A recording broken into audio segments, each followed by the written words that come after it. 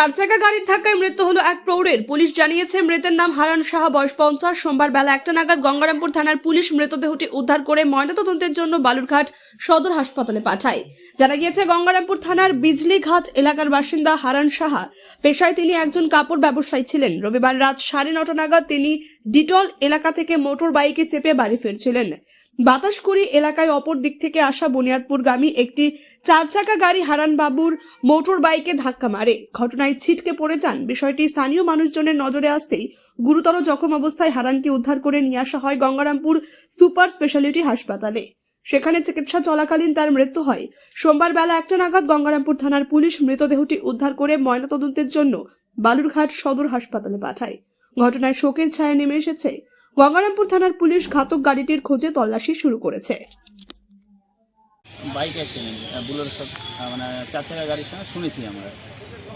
আমি কাল রাতে জেনেছি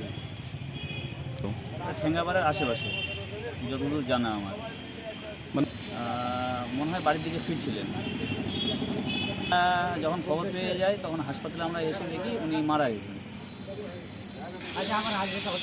আপনাদের মর্গে রেখেছিল রাতে। আমরা সকালবেলা এসেছি, থানায় এসে যোগাযোগ করলাম। থানা থেকে ওখানে গেলাম, হাসপাতালে গেলাম।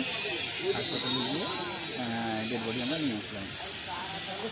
আপনার কে হয়? আমার শ্বশুর। আপনার নাম? চন্দ্রশেখর সরকার। বাইক অ্যাক্সিডেন্ট বুলোর সব মানে চার চাকা গাড়ির সঙ্গে শুনেছি আমরা। আমি কাল রাতে জেনেছি ঠেঙ্গাপাড়ার আশেপাশে, যতদূর জানা আমার। মনে হয় বাড়ির দিকে ফিরছিলেন। যখন খবর পেয়ে যায় তখন হাসপাতালে আমরা এসে দেখি উনি মারা গেছেন।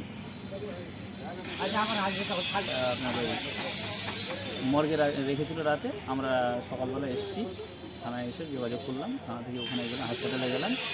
হাসপাতালে গিয়ে ডেড বডি আমরা নিয়ে আসলাম। আপনার কে হয়? আমার শ্বশুর। আপনার নাম? চন্দ্রশেখর সরকার।